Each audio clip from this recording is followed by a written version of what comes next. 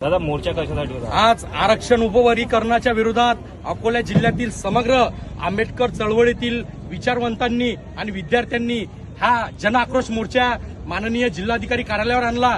या मोर्चाच्या माध्यमातून मागणी आहे की महाराष्ट्र शासनाने जो आरक्षण उपवर्गीकरणाचा घाट या ठिकाणी घातला तो घाट हाणून पाडण्यासाठी या ठिकाणी सगळे आंबेडकरी विचाराचे लोक एक झाले। आरक्षण उपवर्गीकरणात जे अबकट वर्गीकरण करण्याचा निर्णय या ठिकाणी राज्य सरकारने घेतला आहे तो अतिशय चुकीचा निर्णय, तो आरक्षणाच्या हक्काला घाव घालणारा निर्णय। यासाठी आज सर्व आंबेडकरी समाज या ठिकाणी रस्त्यावर उतरला। फक्त आंबेडकरी समाजच नाही तर आरक्षणातले 59 जाती या ठिकाणी आज या आरक्षण उपवर्गीकरणाच्या विरोधात रस्त्यावर उतरल्यात।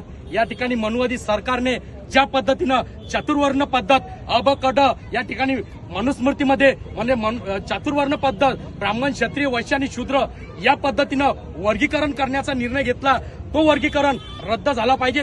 यासाठी सगळे लोक आज एक झाले आणि हा निर्णय आणून पाळण्याचं या ठिकाणी काम केले।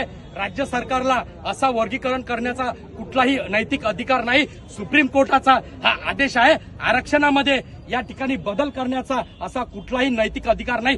तुमच्याकडे एम्पिकल डाटा नसताना तुम्ही आरक्षण उपवर्गीकरणचा निर्णय कसा ठरवसाल, म्हणजे कुठल्या जाती किती आहेत हा तुम्ही कशा ठरवसाल? आरक्षण हे कुठल्याही एका जातीला मिळालं नाही, ते आरक्षण प्रवर्गाला मिळालं आहे। याचं सरकारने लक्षात घेऊन आरक्षणावर घाव घालण्याचं जर काम केलं तर या विरोधात आम्ही रस्त्यावर उतरू हाच इशारा देतो।